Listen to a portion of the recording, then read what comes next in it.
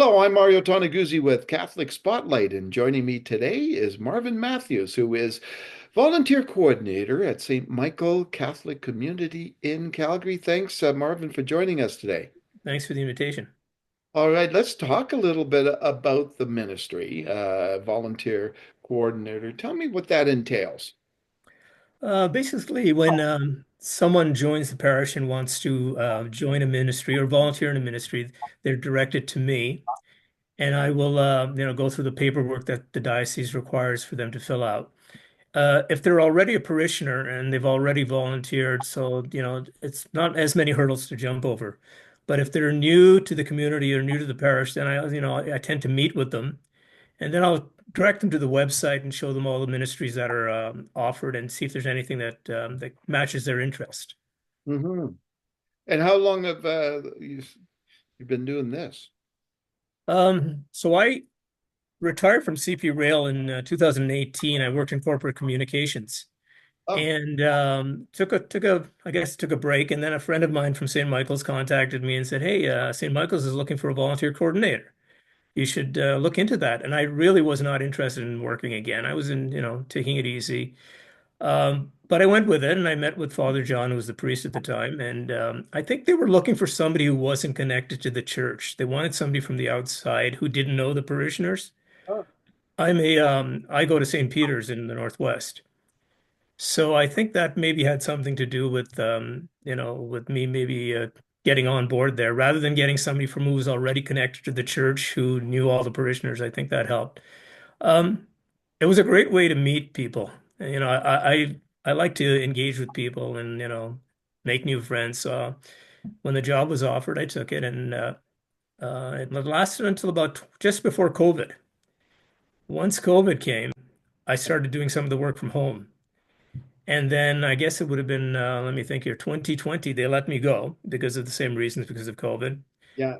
And then in beginning of 2023, Father Edmund was came on board, and he called me and he asked me, "Would you like to come back?"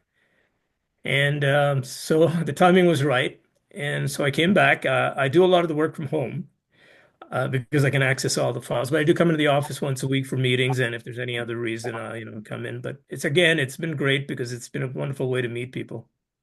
Let's talk about being involved as a volunteer. Like, how how difficult is it for not only churches but just Yeah. in general to get volunteers? It's not easy. One thing that's difficult is that you have to really tread a kind of a careful line because you're dealing with volunteers.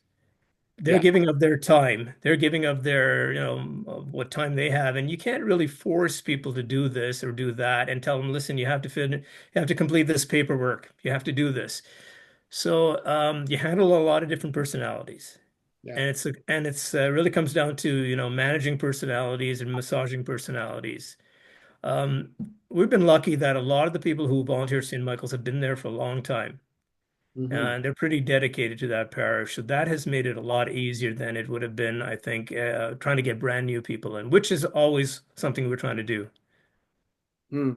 Now, are there any particular ministries that you find it more difficult to get volunteers for? Some of the ministries that require like a police check, Uh, that is a little more difficult because people don't want to go through that process, even though it's pretty quick. You go online and you can do it within minutes. Uh, it's a bit of a hassle for some people to go online. If you're working with an older congregation, older population, mm, who is not as comfortable doing things online, that becomes challenging. yeah, yeah. But most of the ministries, they're pretty straightforward to get, to fill out paperwork and stuff. Why do you think people do it? Why do people volunteer? Um, well, I'll speak for myself. You want to be part of a community that can make a difference. And I think that's the way a lot of people think. You want to be part of something that can be positive and maybe result in a positive change. You want to feel like you're contributing to a community and contributing to your parish. I think that has a lot to do with it. Hmm. What do you think the biggest stumbling blocks are in people's heads, I guess, that prevents them from going forward and Yeah. volunteering for some? I think people have a belief that the time commitment is more than it is. Mm. Depending on the ministry again. Most of the ministries, there's not a huge time commitment. If you've got a young family, you're thinking, well, I don't have the time to devote to volunteering when I've got a young family to take care of. So I think a time commitment is a thing that people have in their head, which is, not shouldn't be an issue. Yeah. Do you have any idea roughly how many volunteers there are? I would say pre-COVID, well over 1,000. Oh, wow. Yeah. Now, I have a spreadsheet of all the volunteers, and the lines in the spreadsheet are over 1,100 lines. But there's not 1,100 volunteers today. I would say probably in the neighborhood of 700. Yeah. And Yeah. many of those have been there since, well, since before I was there, even as a volunteer coordinator. Yeah. That's interesting. Yeah. What about your faith journey, Marvin? Could you talk a little bit about that? Sure. So I grew up in Montreal, Ah, and we moved to Calgary in 1998. But from the time I was about, I guess, uh, as an infant, our parents used to take us to church. I grew up to the point of resenting having to be forced to go to church.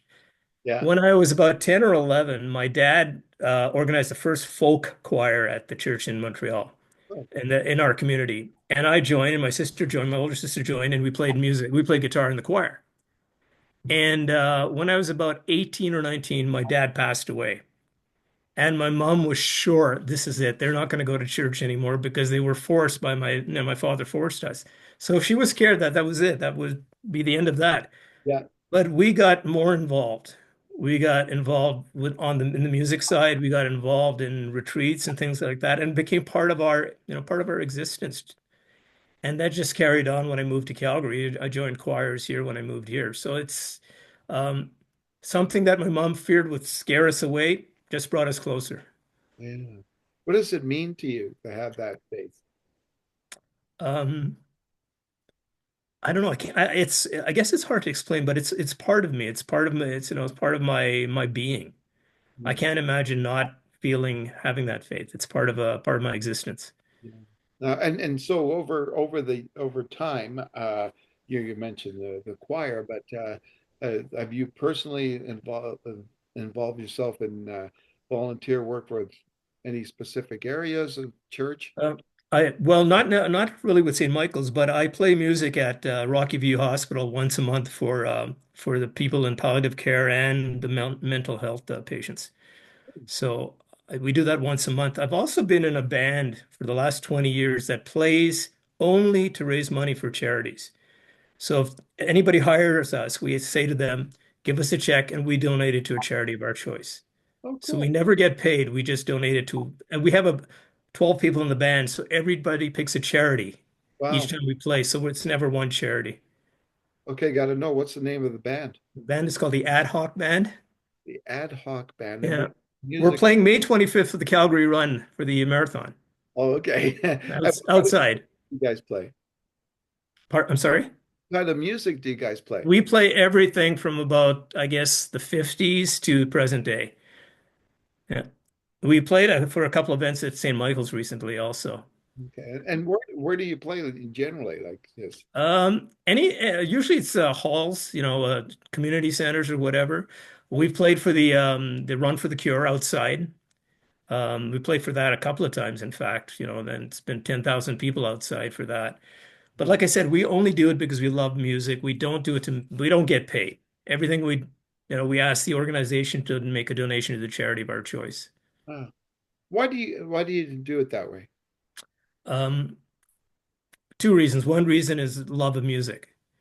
The second one is we feel like we're giving back to the community, Hmm. feel like we're helping people in need. Yeah. We had the same kind of group when I was in Montreal. We did the same kind of thing. We'd go and, play and donate the money to charities. In Montreal, I was also part of a prison ministry. Oh, Yeah. So I'd go I think once every couple of months and just sit with a couple of people and talk to inmates and play music for them.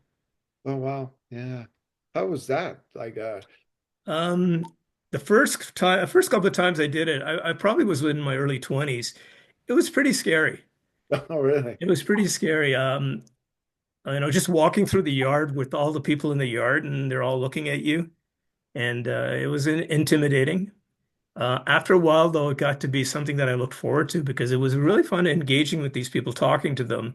And then I actually met a couple of them after they got released. I met them uh, just by coincidence on the street. I met a couple of the people, and it was nice to see them in another environment like that.